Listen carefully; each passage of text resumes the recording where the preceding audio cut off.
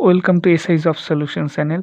আজকে আপনাদের সম্পূর্ণ নতুন পদ্ধতিতে পার্টস অফ স্পিচ শিখাবো, যেটা আপনাদের বিভিন্ন চাকরি পরীক্ষার ক্ষেত্রে প্রয়োজন হবে। প্রথমেই আমি শিখাবো পার্টস অফ স্পিচের নাউন।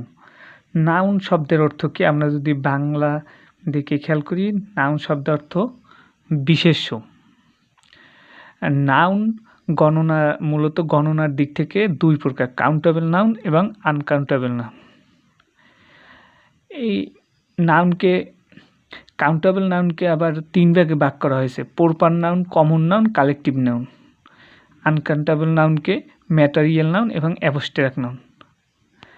আমরা যদি লক্ষ্য করি, কাউন্টেবল নাউন কাকে বলে? যে সকল নাউন বাস্তব জীবনে গণনা করা হয় তাকে কাউন্টেবল নাউন বলে। আমরা যদি উদাহরণ দিয়ে বোঝাতে চাই, সেক্ষেত্রে বলতে পারি ক্যাটেল, বয়,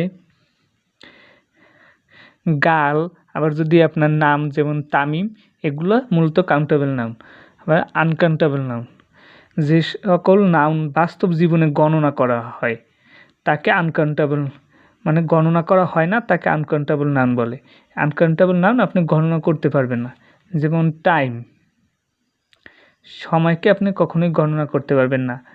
রাইস, আমরা যদি বলি যে 1 মণ চাল, সেক্ষেত্রে সেটা গণনা করা যাবে না। আপনার অনেস্টি, সততাকে আপনি কখনোই গণনা করতে পারবেন না। আবার ধরেন এডুকেশন, ওয়াটার ইত্যাদি আমরা গণনা করতে পারবো না। কাউন্টেবল নাউনকে তিন ভাগ করছে: প্রপার নাউন, যে সকল নাউন বা যে সকল ওয়ার্ড দ্বারা কোনো কিছুর একটি মাত্র নাম বোঝাবে তাকে প্রপার নাউন বলে। আমরা উদাহরণ হিসেবে দিতে পারি সাকিব একটি মাত্র নাম, বাংলাদেশ,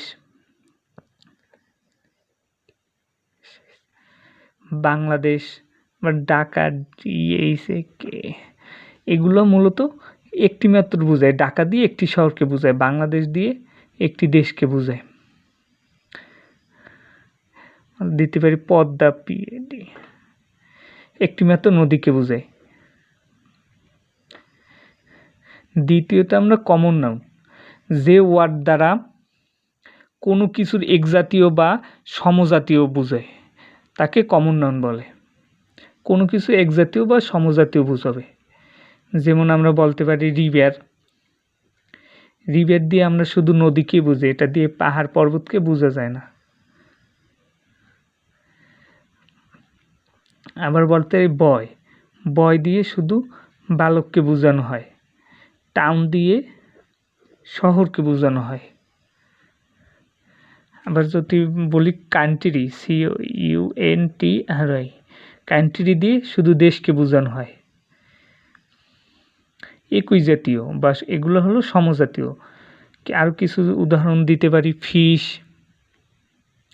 আবার কালেকটিভ নাউন, যে ওয়ার্ড দ্বারা কোনো কিছু সামষ্টিকতা বোঝায়, একটি সমষ্টি বোঝাবে, তাকে কালেকটিভ নাউন বলে। কালেকটিভ নাউনের আমরা উদাহরণ দিতে পারি আর্মি। শুধু আর্মি দিয়ে কিন্তু একজন আর্মিকে বোঝায় না, আর্মি দিয়ে সকল আর্মিদের কি বোঝানো হয়, সেজন্য এটি কালেকটিভ নাউন। আবার দিতে পারি কমিটি, ক্যাটেল ইত্যাদি। নেভি, ফ্যামিলি, গ্রুপ, এগুলো হলো কালেকটিভ নাউন। আবার আমরা যদি লক্ষ্য করি ম্যাটেরিয়াল নাউন, যে ওয়ার্ড দ্বারা কোনো বস্তুর নাম বোঝানো হয় তাকে ম্যাটেরিয়াল নাউন বলে। অথবা আমরা বলতে পারি যা সংখ্যা দ্বারা গণনা করা যায় না, শুধু পরিমাপ করা যায়, মানে সংখ্যা দিয়ে গণনা করা যাবে না, যেমন মিল্ক, ওয়াটার,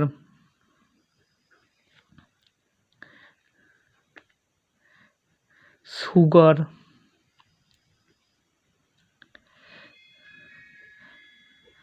সয়েল, সাউন্ড ইত্যাদি সংখ্যা দ্বারা গণনা করা যাবে না। সর্বশেষ আমরা অ্যাবস্ট্রাক্ট নাউন,